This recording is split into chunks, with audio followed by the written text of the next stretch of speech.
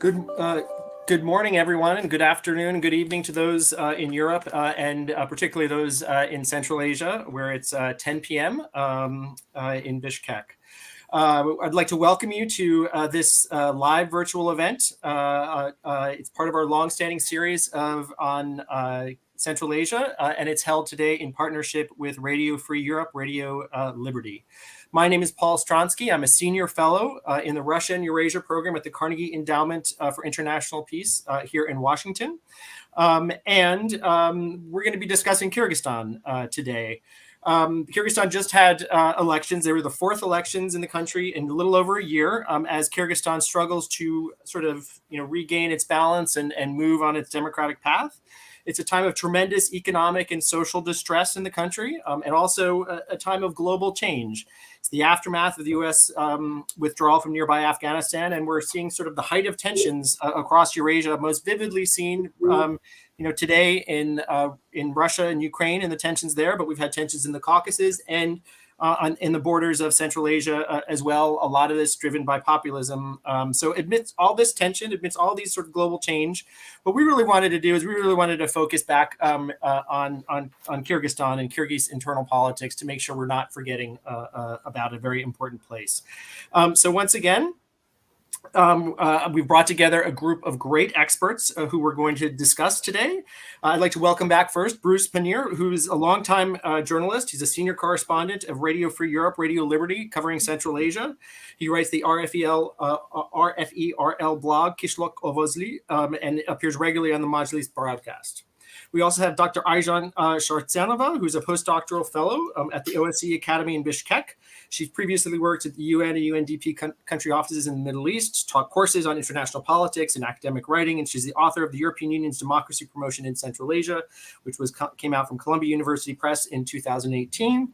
And we have Ambassador Kadir Toktagulov, who's a former ambassador of Kyrgyzstan to the United States. He's also worked as a presidential spokesperson from 2011 to 2014, and he's formerly a reporter for the Associated Press, Dow Jones Newswire, a Wall Street Journal covering Central Asia. So now what we're going to sort of do is I'm going to forego the usual introductory remarks, and we're going to just drive straight into the conversation. And then we can move to Q&A. If anybody does have questions, you can pose your questions live through the live chat on YouTube.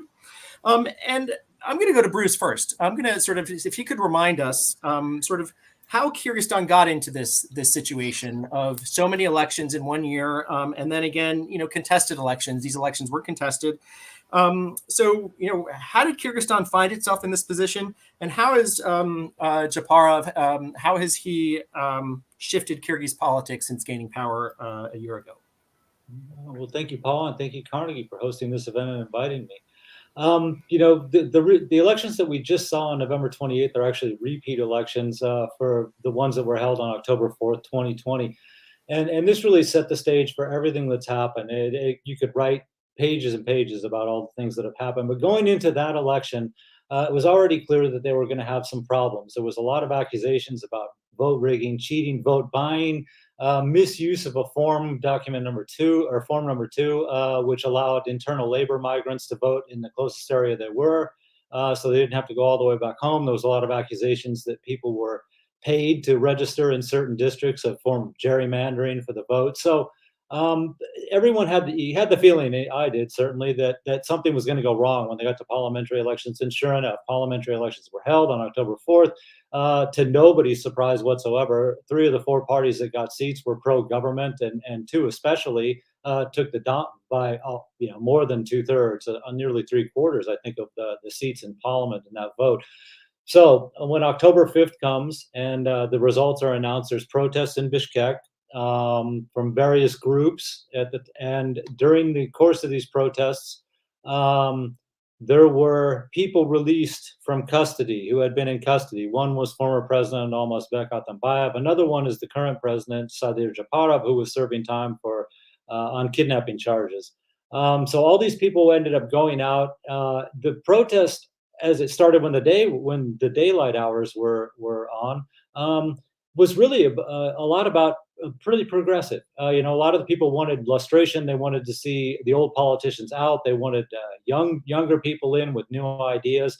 But over the course of the evening, another group seemed to finally take control of the direction of the protests. And while several opposition groups were discussing what they could do to get some kind of cobble together some kind of coalition government, this other group managed to force itself into a position where they were able to start dictating some of the terms of how things were going to go. Now, Sadyr Japarov was the person they put forward. It was interesting because, as I said, he had been sitting in prison when the unrest started. So there's still a lot of questions about who exactly picked him and thrust him forward. And he ended up becoming acting prime minister, and then after that, acting president. The old government was ousted. Parliament stayed in, passed their mandate on October 28th. The president had resigned also shortly after that, obviously, because Japarov became acting president. He named, instead of naming new parliamentary elections, and that's what the Central Election Commission wanted, was new parliamentary elections in December 2020. They chose to have presidential elections in January. And at the same time, they also had a national referendum. So you had to vote for two different things. The president, and you also had to vote for, do you want a presidential or a parliamentary form of government? Sadyr Japarov won the election for president, and the people decided by overwhelming majority that they wanted a presidential system of government. It's worth mentioning that less than 40% of the people voted in this election. So there's always some room to wonder whether this really represents a mandate from the masses, because the majority of people did not turn out to vote for that one. But in any case, Japarov became president, and they decided that they were going to have a presidential form of government. So in April, they had to have another national referendum. At the same time, they held local elections to approve a new constitution. Now, the new constitution gives the president sweeping powers. Some people jokingly called it the Constitutia of the country, because it gave the president overwhelming powers, as I said, mostly at the expense of Parliament, which basically has very, very few powers. I mean, it's to the point now where the Parliament that just was elected would have to get approval from the president to requisition office supplies, for instance, right? So the system's changed. They no longer have a prime minister. They have a head of the cabinet.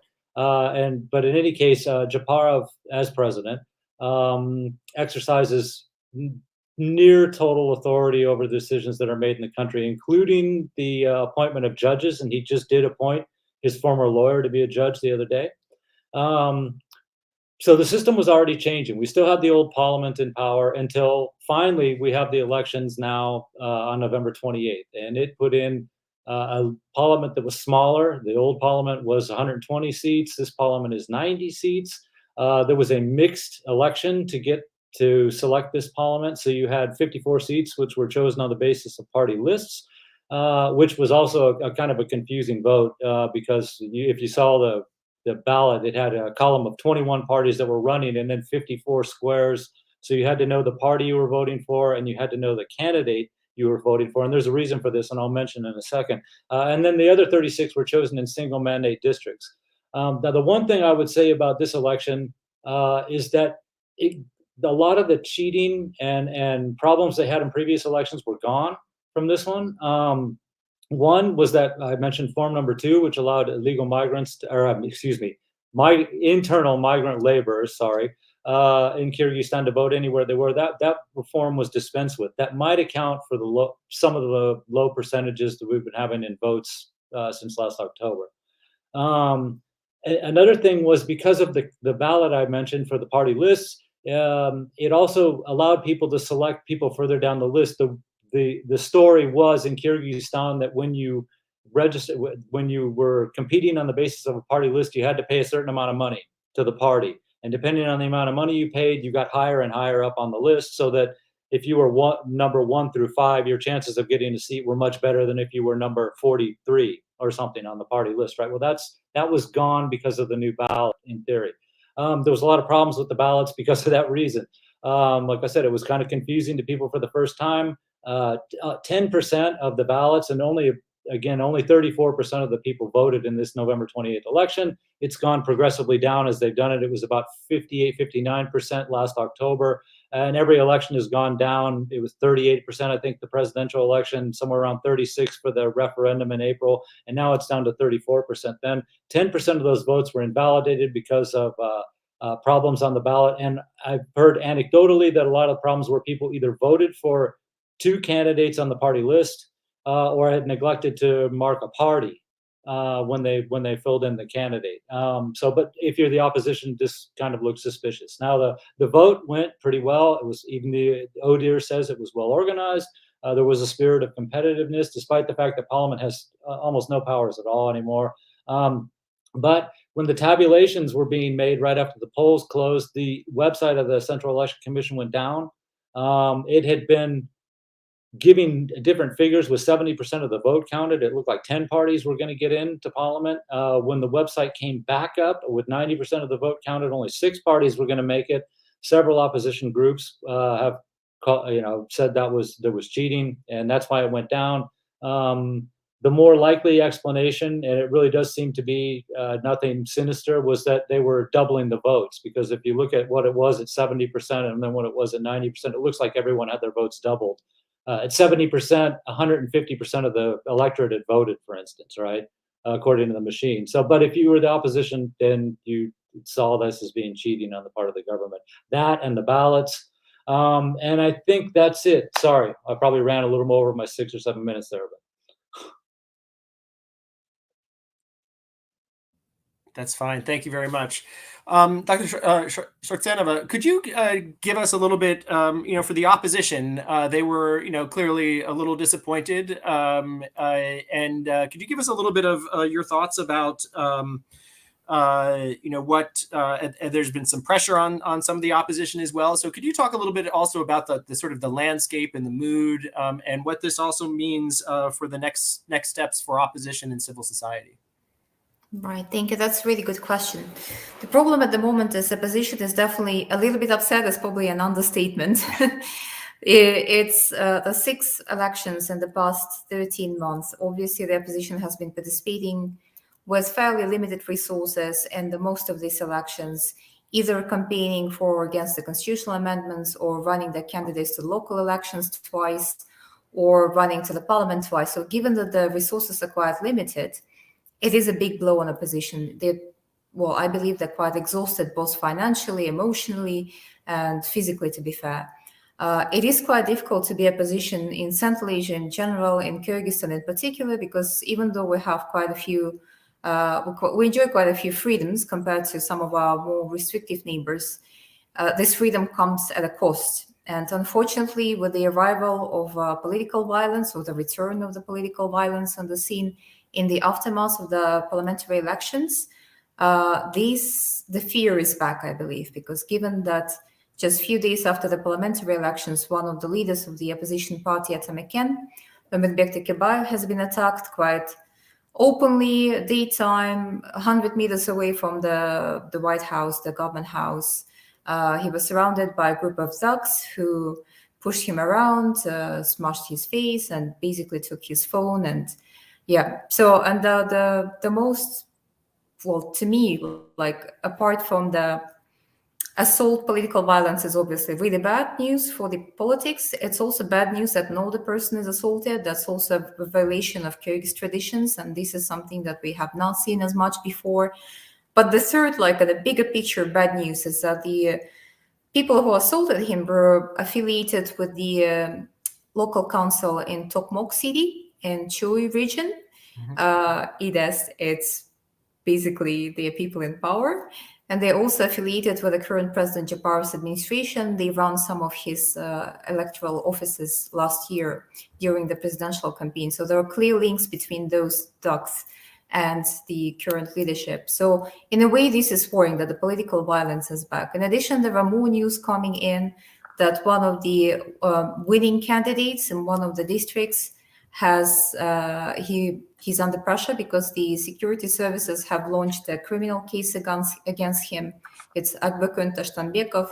Even before the election, some of the opposition candidates experienced quite strong pressure. The security services would be calling them in for interrogations or questioning their higher education certificates or things like that, which is fair enough. These are things that should be looked in, but not by the security services. This is something that should not be in the hands of security services. And this is the fourth worrying trend, that the security services are getting engaged in very small, petty issues, which should have been handled either by first instance courts, by the Central Electoral Committee, or by other authorized bodies. And in a way, this is a sign of the current administration as well, where there are no clear-cut powers between different actors within the government, who is responsible for what. So there is a lot of overstepping going on over there. Mm-hmm. Thank you. Great.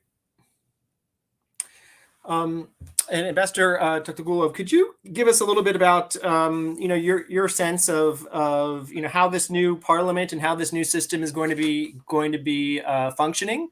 What the agenda is, but also how the population is kind of reacting. I know that you've traveled a little bit and had some insights from people outside of Bishkek. So I'd like to get a sense of what the average person is thinking and what they want the government to do, and whether the government's able to do that. Thank you very much, Paul, for having me today. Let me join the discussion. I'm actually looking forward to this new parliament. Number one is it will be a much stronger parliament in terms of quality of members of parliament. As you know, Bruce gave a great overview of what kind of parliament and what the difference is like between the outgoing parliament and the incoming parliament. But the fact that we'll have 36 members of parliament from individual sort of precincts, and then we'll have 54 members of parliament that will come through party lists, and they came through preferential voting. That means that these members of parliament will actually be emboldened by voters, because they know how many votes they have picked up. They have managed to secure on their way to parliament. And this will be despite the fact that this will be a weaker parliament in terms of its powers and authority, pretty dressed down parliament with, both current MPs and those that are coming, they know that the new parliament will not be able to do much, but they have a microphone, as they say, that will be a powerful tool for them as they represent their voters in parliament, and also spend 4 years in parliament. So I think it will be quite an interesting parliament for the fact that we have such individuals there. We'll have such individuals there once results are confirmed. Adahan Madumarov, he will be he should be, at least as of now, he's seen as someone who will be quite strong opposition member, politician in parliament. Interesting addition to new parliament will be eldest son of former President Almazbek Atambayev, who's in jail. So that was interesting how he managed to actually secure votes. There is a new first with this parliament, is how current member of parliament Dastan Bekeshev got elected, managed to secure 17,000 votes, I think, in one of the districts in Bishkek, and he did it not only by just securing votes from his voters, but also by fundraising. And he actually did, as we say, retail campaigning, pretty much knocking door to door, asking for Bishkek residents to vote for him. So there'll be quite an interesting, set, quite a good number of interesting people there in parliament. And I think what happened with former parliaments and the outgoing parliament, when they come through party lists, and you don't really know how many votes individual members of parliament picked up individually, And that led to deterioration of quality of members of parliament. So, I'm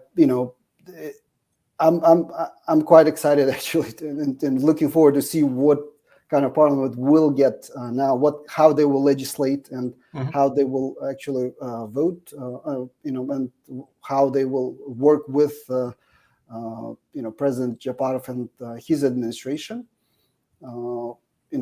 That's something that will make the next 5 years interesting in terms of power dynamics there and the relationship between parliament. I haven't lost hope that new parliament will actually be able to have an impact on Kyrgyzstan's political system and also on Kyrgyzstan's development because of the quality of some members of parliament they will have there.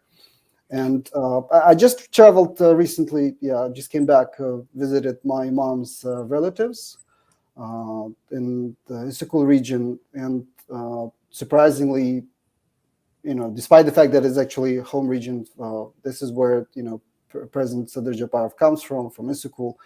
Nobody, and it was a big gathering of relatives. Nobody said a word about elections. Nobody said a word about politics. They were just talking about their lives, and although they have troubles to address, they have issues to resolve.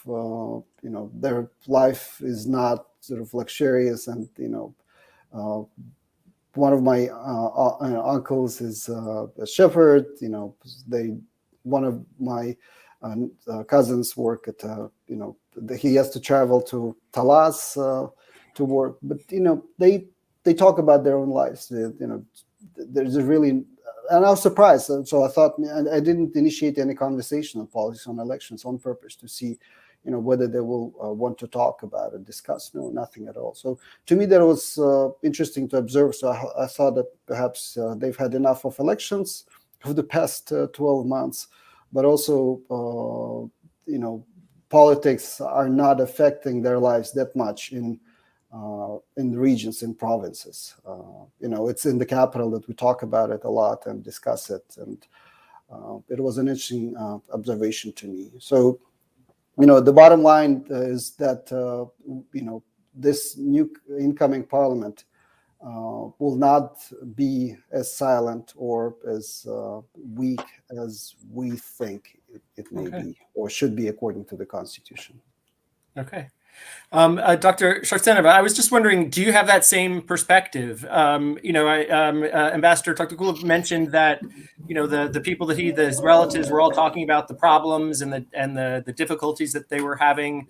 And I think perfectly, just as you said earlier, the opposition is financially tired and physically tired. And I would imagine the Kyrgyz people are probably pretty tired of politics over this past year. But do you also have some hope that this new parliament might be more? Are you looking forward to it? Do you think it might be either more capable or more emboldened, to respond to people, its constituents' needs, or is that the same opinion that you have? Well, I'd say that hope is the last thing that dies in Kyrgyzstan. To be fair, whatever happens here, it just goes in circles sometimes. It gets frustrating sometimes. We make a step, 2 steps forward, 2 steps back sometimes, but the hope is always there. In terms of the composition of the parliament, it is quite tricky to say anything at the moment, but there are 6 political parties that got into the parliament, and I believe at least 5 of them are pro-position, pro-government. Another issue that I see with the current composition of the parliament on the political party side is that, as you remember from Bruce's excellent overview of the last year elections and the problems that have accompanied and resulted into the political crisis, there were 2 political parties that got into power through those elections, through all sorts of electoral fraud, that have caused the turmoil, and these were BMD and Mechanim Kyrgyzstan. The problem is that at least three of the parties that got into the current parliament are basically a reshuffle of the same candidates from the same political parties that caused the problems last year. So in a way, we're seeing same people. In addition, 10 members of the current convocation, the 6th convocation, made it to the parliament as well. A couple of them should be there, and that's one of them is Dastan Bekeshov. I do have high hopes for Dastan Bekeshov, but he will have to prove himself again. The rest of them are same old, quite compliant, obedient quite rich as well businessmen who will probably look after the interests of the likes as well, the certain business classes or business elites. So I have hopes that some of the people like Saeed Tatambayev or Dastan Bekeshov will continue being vocal. Adahan Madumarov is an old politician. He's quite skillful one in avoiding issues. He's been there for 30 years. He has not been beaten like Ümit Tikibay, for example. And for me, that's a sign. I think Tikibay should wear his scars with pride in a way. But I think that there will be some issues for the current parliament. And the problem is, as Bruce noted, there were too many electoral fraud issues accompanying the current elections. And that gives the roots or sort of the seeds for further instability, or creates loopholes for further instability. And the problem is, it might be not the urban, progressive, fairly tame political parties who would use those opportunities to create those political instability, like Reforma or Atamiken. It might be other forces who might use the instability or the lack of legitimacy of the current president or the parliament, or the way the parliament has been elected at the moment, use it further to increase the instability in the country. And that's my concern. In terms of the electorate, I think you're right, because just speaking at the personal level, following Kyrgyz politics and living in Kyrgyzstan is an emotional roller coaster. Even if you're not particularly interested in politics, but you have to follow them because it's on the news and it directly affects our lives. It is quite emotionally draining just to watch the news and follow the news, get your hopes high and then get them shattered every pretty much year. And these cycles just go like on a loop. And I like the title of this event. It calls the vicious circle. In a way, it is a vicious cycle of the campaigns. And this vicious cycle is draining, and lots of people are losing hope. And maybe one of the reasons why people are not particularly interested in the politics at the moment is because it's winter now. And winter is particularly harsh for Kyrgyzstan, with the energy shortages, with the rising prices of the coal, with the climate change. Obviously, that's also a problem. But also the prices are going up. The employment opportunities are declining. Lots of people are leaving and continue leaving the country. And to be fair, if before you would occasionally hear about family or friends working in Russia or trying to get into Dubai to get a job over there, now it seems to be way more than before. Every single person you talk to has several members of their family abroad already, and they go further and further away from Kyrgyzstan to get jobs. So this is quite worrying as well. Mm-hmm. Yeah, thank you very much. And as an outsider looking in at Kyrgyzstan, I found it, it's very hard to keep track of the events of the past year. So I actually want to thank all three of you for sort of laying it out so clearly and reminding us of everything that the country has been through. Bruce, I'd like to go back to you. Dr. Shotsanov mentioned a few of the problems that Kyrgyzstan is facing, and I'd like you to sort of touch on them as well. I mean, what are the things that this new parliament and Japarov's government, what are the things that they really need to sort of tackle to sort of improve the situation, the economic situation? We've got the sort of the climate situation. We've got still a public health crisis around the world. We have some very prickly neighbors, and we're entering winter where there's energy and food and all those other issues. So what are the things that you think that this new government needs to tack on or tackle? Wow. Well, I mean, you gave a pretty good list there of all the things they got. I would imagine, although, I hear people say that Japarov is popular, his government is popular, but to maintain that, they're going to have to make sure they do everything they can to take care of the people. This low turnout in elections is like a trap waiting to be sprung in the future. We don't know, according to the vote, how popular he is or how popular some of these policies are, because not enough people turned out for us to get a real good indication of that. But I think his first priority has got to be, as you mentioned, this winter, keeping electricity and heating going. And trying to do something about food. And this has been problematic. I mean, he's done what he can with electricity so far. It's inevitably they're going to have rationing. I don't see how he's going to get around that. He's told households that won't happen. But like I said, I don't see how they're going to be able to keep this going without some form of rationing by the time we get into January and February. And they're, and the food prices have gone up, and for basic foods too. So these are the things that he really needs to keep in check if he wants to make sure that that he doesn't face popular discontent on his part. And it can be little things. I mean, remember, right before Bakiev went out, it was the increases in the cost of utilities or increases in public transportation, things like that really set people off. There's a lot of reasons that people could see for being unhappy.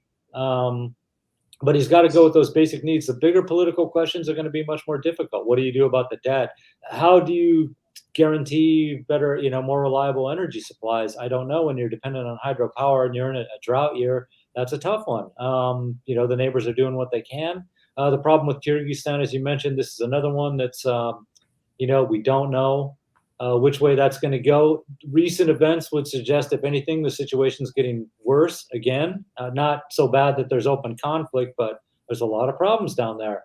But like I said, I would imagine for his immediate interest, he's got to take care of his population if he wants to keep his popularity up through the winter. Mm-hmm. Great. Ambassador Toktogulov, could I ask you? I mean, we've got a bunch of questions that are now coming in, and please continue to send them in. But sort of the hand count of the ballot boxes has been finally done and announced. And what does that mean for Japarov's grip on power? And where does he want to take the country? What's his vision for Kyrgyzstan? And I think you and I had a private discussion earlier that in some ways he's been quite bold over the past year in some of what he's done. So what's his vision? Where does he want to take the country? So past elections, November 28th elections, they actually conclude this year-long transition of power. Once the new parliament is sworn in, starts their MPs start their work. That we then have fully new government in place. So for Kyrgyzstan, this past 12 months definitely have been very dramatic, if not most dramatic, because of the changes that we've seen over the past year. And one thing that you can say about Japarov's government, Sadyr Japarov and his government, is that this is probably one of the most decisive leaders, political leaders we've seen in terms of the kinds of bold steps Japarov took, and he said he was not going to do, for example, nationalize Kumtor. Effectively, what happened was taking over Kumtor, sort of taking control over the most important economic asset for the country. And it was his and it should not be surprising because it was his long-held view that Kumtor should be run by Kyrgyzstan, not by Canadians. The way we moved quite dramatically from sort of parliamentary democracy to strong presidential republic, that's also in line with his long-held views that first of all, parliament was not effective. And second, that one person should be in charge and be responsible. And what I actually, one thing that I see positive in this whole sort of change of government and structure of government is getting rid of sort of PM and really putting both PM's office and president's office into one single office. And it has always been problematic for Kyrgyzstan when this frequent change of prime ministers who were used both as scapegoats and also to take some political pressure off. And what happens now is that the buck stops with President Japarov.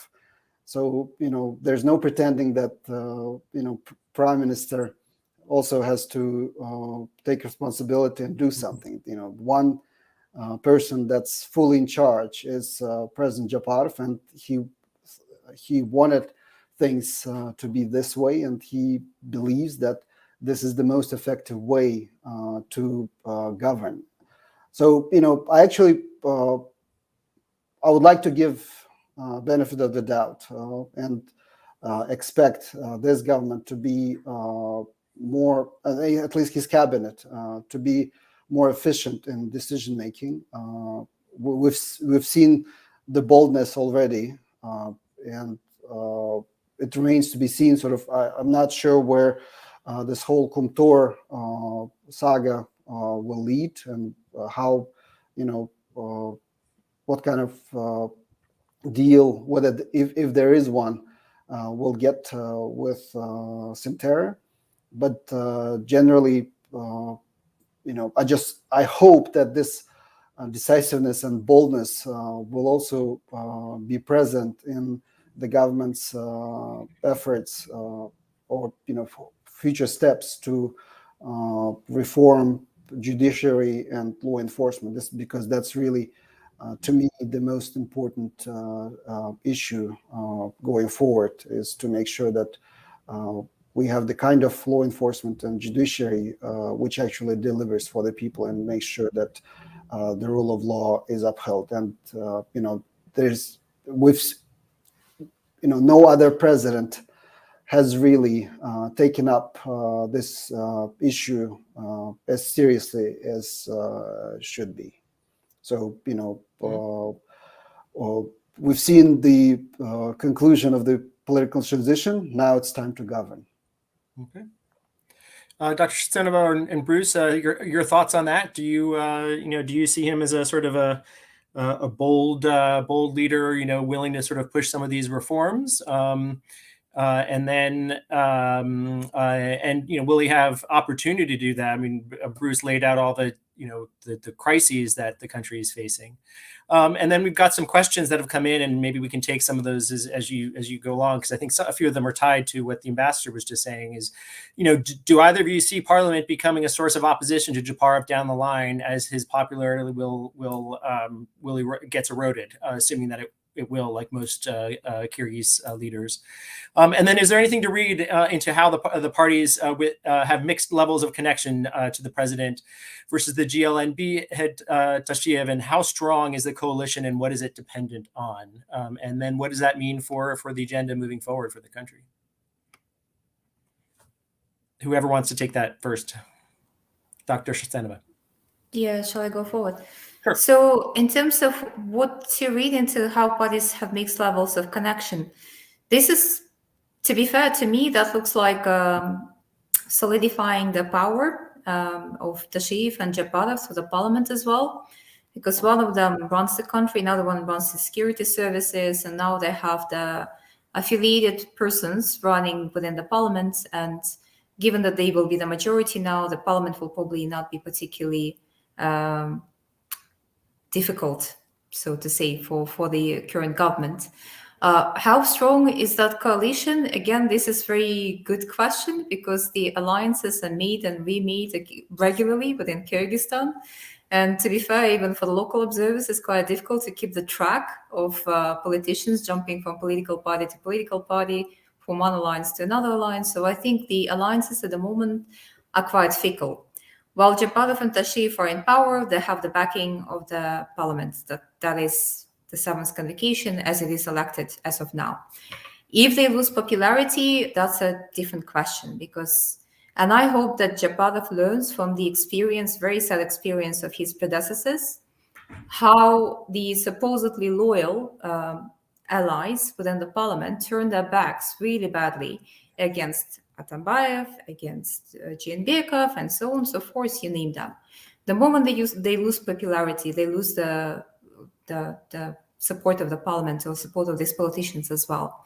What is uniting them, or what is connecting them, I believe, is probably the common or the shared sources of financial support. I believe there are people behind them, most likely larger businessmen, most likely some of the notorious corrupt officials who are running behind the scenes. They're running the politics, and they are the back end or the actual runners of the show, so to say. And I hope that we don't see a conflict within that group of people, because that would be a really bad conflict. Because what we see at the moment is all on the surface. What's happening in the background is quite difficult to track, to prove, to refer to. But if anything happens in the back in terms of divide and rule, that would be a big problem for the country in the long run. In terms of decisiveness, I think decisive bordering recklessness, to be fair. Because in 2021, about 70 to 75% of the entire legislation of the country, along with the constitution, has been rewritten. Now, that's around 10 to 11 months. Now, let me tell you, I take longer to write an article for a peer-reviewed journal than that. And given that it's 70 to 75% of the entire legislation, that is a huge amount of work that has not gone through public discussions, that has not gone through expert discussions. And things that he's doing at the moment and things that his government and his parliament will do in these 12 months will be very difficult to unentangle later. And I don't even speak about democracy. Fine. If it's not democracy, let's go with a different system, but make it consistent and make it functional. At the moment, the system is not consistent and it's not functional. The bits and pieces are not matching each other. The laws have not been checked properly if they are matching each other. So in a way, you have a puzzle that doesn't piece together. And that would be an issue later. That will create further conditions for further political instability, which could be used by third forces. Thank you. Okay. Ambassador Tuktakulov or Bruce, any thoughts on that? Well, I think on the whether Parliament will become will be in opposition to President Japarov down the road, there's certainly a good chance of that if the government isn't able to address the energy crisis that the country is going through. The last time we had serious energy crisis in 2008, 2009, that pretty much contributed to the fall of Bakiyev, President Bakiyev, and that really sort of contributed to this strong public sense and outcry that Bakiyev government administration was not effective and not, governing for the benefit of Kyrgyz citizens. Mm-hmm. So, energy crisis and how we come out of this in spring is something to really watch for because, Kyrgyz residents in Bishkek is sort of less affected, but in provinces, in regions, they are being forced to switch to coal. Their heaters are being turned off, and we've seen reports of that. And I heard, and I spoke to my sort of relatives who had to do that. So I know that it's happening. And what if there's great shortage of electricity and there's no heating, and people are not able to get coal, then it'll be a big problem in the next 3-4 months. And what that will come to and what kind of results we'll have, that's I'm not sure yet, but certainly an important issue. But I think that incoming parliament, members of incoming parliament, will be much more considerate of their voters and of their demands and interests, because they know, and even those that will get into parliament through party list, they will know where they have secured most votes. They will know where their base is. I'm not speaking about those that will come through individual races, because they're in re-election is an important thing, right? The pressure of re-election. In 5 years, if they want to come back to parliament, they will have to deliver in the next 5 years for their own voters. They'll negotiate with the government to get some new schools built. They'll talk about new roads. They'll talk about reconstruction, and they'll talk about employment opportunities, perhaps, I hope. But still, it's really different this time. I think the fact that we have at least 36 members of parliament that will come to that will be elected directly by the voters, and they will know how many, what kind of support they have gotten. But it really depends on whether Parliament will be in opposition to President Japarov. It really depends on how he and his administration govern. That's really important to look for. Great. Now, Bruce, getting back to you. I also, we've talked about sort of this parliament, possibly being accountable, but there's not a whole lot of minorities in the parliament. There's not a whole lot of female representation. So, what does this mean about sort of the legitimacy? And then, there's the perennial. This is a question that's come in. We have the perennial problem between the North and South, divide, and how is Kyrgyzstan, continue back and forth and disenchantment, and how is Kyrgyzstan going to address some of these issues? Well, I thought the number of women that were in parliament that really stuck out when I was looking at who the winners were. By my count, I think there was 17. That won, and none in the single mandate districts. They all came from party lists. So this is problematic when you've set a worthy quota of 30% of the parliament being women. It's kind of disappointing to see that this happened. That said, the parliament in the end, again, it doesn't have a lot of power. I see it, this new parliament as being it could be a forum for venting and opening up questions about the way the system isn't working so well. But it's much easier to strip a deputy of their immunity, for instance. And we've seen deputies, even when they were in, Omar Bektakibayev is a great example that, he was actually a deputy, but he still ran afoul of former President Atambayev and ended up spending most of what would have been his term either in trials in the courtrooms or in holding areas or something. So I'm not sure.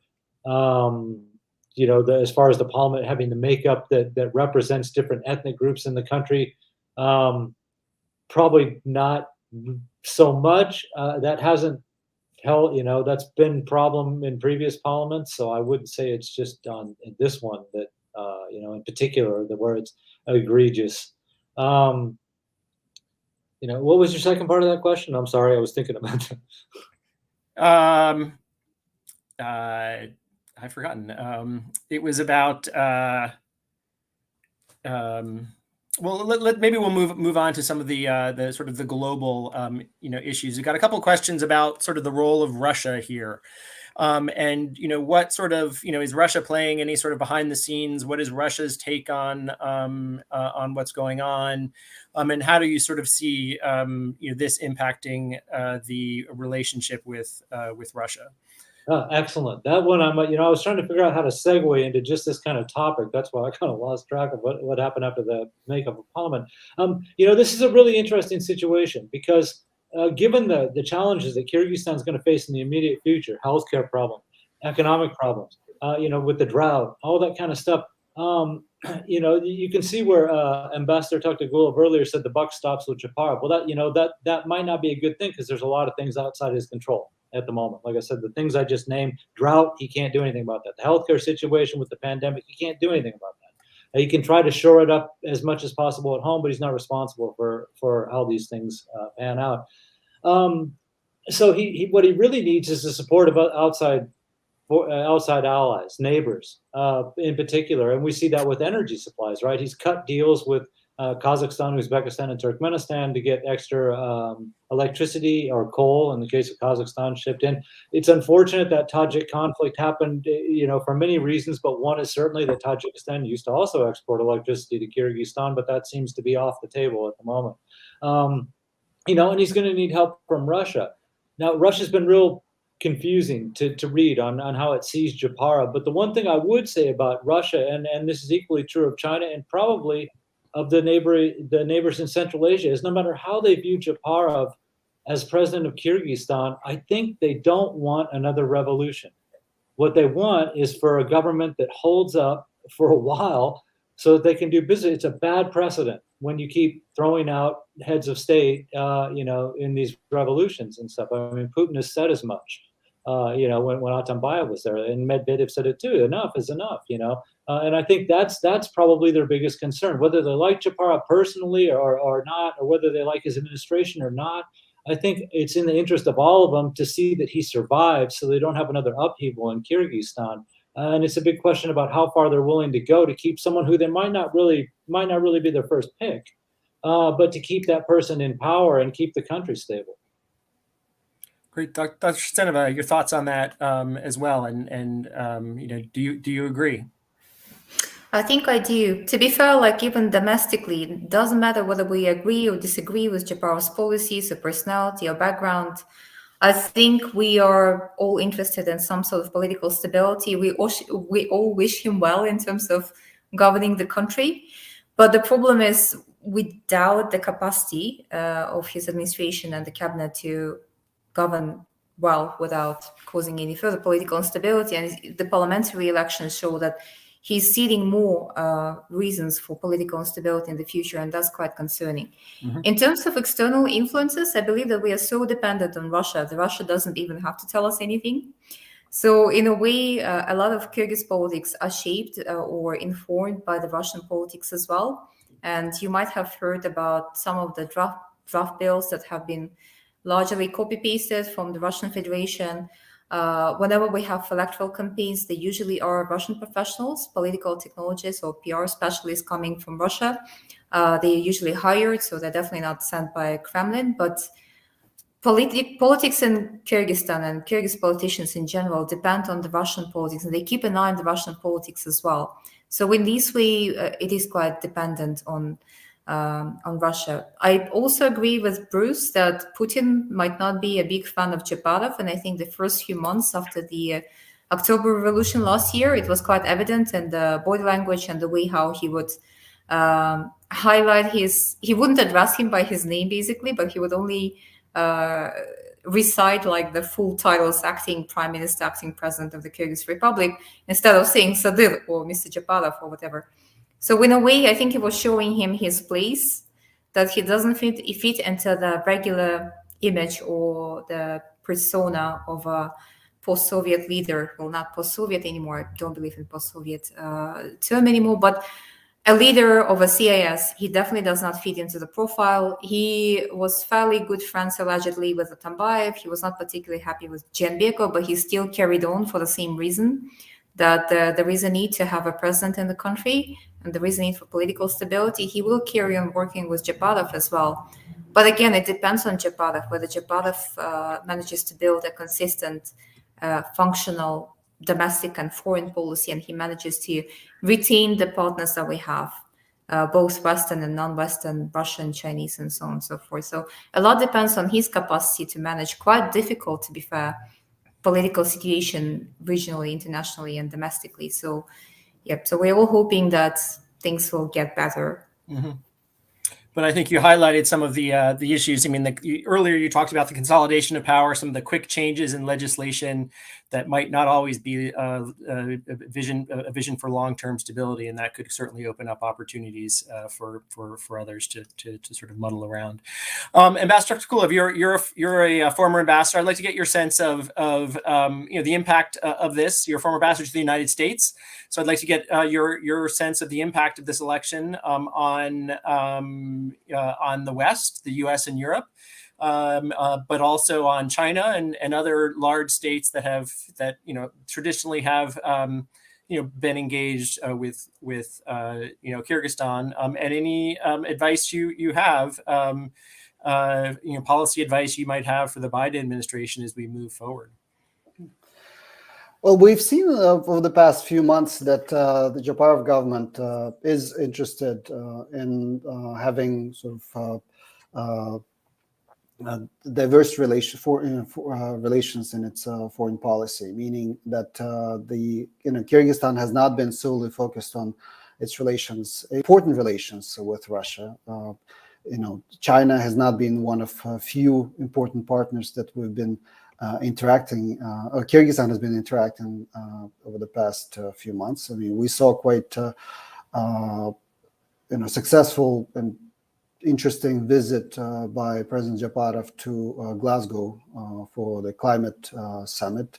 He was the only Central Asian leader there in attendance, and I thought that it actually spoke volumes of his and his government's intentions to actually have strong relations with Western partners. Of course, that visit also was used as a way to highlight some of the issues that we have,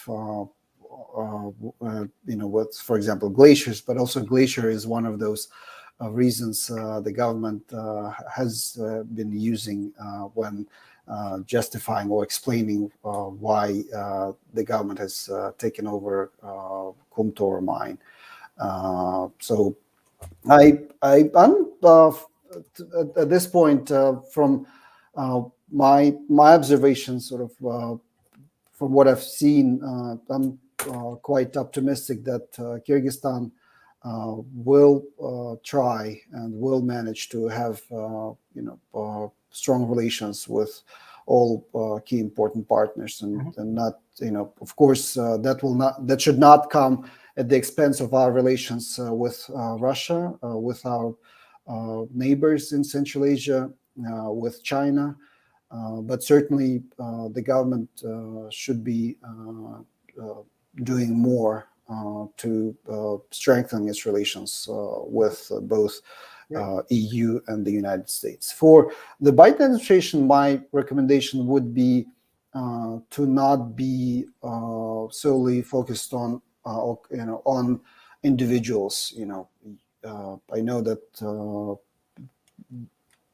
the U.S. government has always said that its relations with and friendship with Kyrgyzstan has been with, first of all, with people of Kyrgyzstan. So even if there are certain things that the U.S. administration may not be pleased about, or things that we're getting too close to Russia and China, I think they still the Biden administration should still sort of appreciate where we are, the neighborhood, the regional pressures that we have, and also appreciate Kyrgyz people's aspirations and actually real efforts to build a democracy. So I would encourage the U.S. administration to not, to be a little patient. And I know that Japarov government is trying to restore or to improve relations compared to previous periods. Great. Well, I think it is true. I mean, I think you look at the Kyrgyz people clearly do want, improvements to their lives, and they do want changes. And I think, they've made that very clear over the last, two decades. Bruce and Dr. Shtanova, any final thoughts? I think might be also, any final thoughts on China, any final thoughts on Tajikistan, since those were both thrown out there in the questions, and any final thoughts in the last 2 minutes? Maybe Bruce, I think if you could go next. Oh, okay. Thank you. As we've mentioned during this, there's a lot of challenges facing this government in the future, and I don't think they'll have solutions for all this stuff. But it's going to be really interesting to see how they try to explain this to Kyrgyzstan's people. Because the one thing I always give Kyrgyzstan's people credit for is that they don't like the feeling they're getting tricked or cheated. That's when trouble starts. So you can make a lot of promises and maybe buy yourself some time, but you got to deliver on some of this stuff. We've seen the results of what happens in the past. So I've traveled around Kyrgyzstan during campaigning time. People are pretty politically savvy about what's going on. And if the government and President Japarov are going to make promises, then they're going to have to keep in mind that they got to make good on that, because that, like I said, that's one thing that the Kyrgyz people have shown again and again they won't stand for, is when they're trying to trick them somehow or another. Okay, great. Dr. Shtanova, any final thoughts? Thank you. Well, I agree with Bruce, and I believe that the president's administration and the parliament, the president claimed the full responsibility for the country, and that's why he pushed through the very strong constitutional amendments to increase his powers, to reduce the parliamentary powers. And now he's the solely responsible for the country, so he needs to work really hard to meet the expectations of the people who voted for him and who supported him. Again, how many people exactly these are, that's very questionable, but whatever, he needs to support and meet the expectations of the public, because given the situation, both domestically and internationally, he's running a very, very thin window of opportunity to change anything and to make things better. Also, he needs to work on the bad optics. Obviously, assaulting a leader of opposition 2 days after the elections is not a good optics in any country, but in Kyrgyzstan in particular. The opposition before that was quite ununited, and that assault actually united the opposition parties, because all of a sudden they're not just facing pro-government, newly created political parties that somehow got into the parliament. They're facing political violence, and we already have that history of political violence in Bakiyev's times, with a lot of political assassinations. Within 4.5 years of Bakiyev's rule, there was an unprecedented number of political assassinations, attempts to kill. There were journalists affected. There were political asylum seekers flooding basically other countries. And nobody wants to go back to that situation. So I believe this has been a very unfortunate turn. And I hope that the president will work on the optics to improve them and to meet the expectations of the general public. And hopefully we'll see some better days ahead. Okay. Great. Well, with that, unfortunately, we've run out of time. We're actually a minute over. I would like to thank our three speakers, Ambassador Sadyr Japarov, Dr. Ayjan Sharsanova, and Bruce Pannier. We really appreciate your time. This is really sort of stretch me forward, and I have a good sense of where the country is going. It's always hard, from the outside to try to get real sense of Kyrgyz politics. So I appreciate the hour that you spent with us, and let's bring all of us together again sometime soon. Thank you very much, and have a nice evening to those of you in Bishkek, and a nice day to those of you on the other side of the world where I am. Thank you very much. It was really good. Thank you. Thank you. Bye. Thank you. Bye-bye.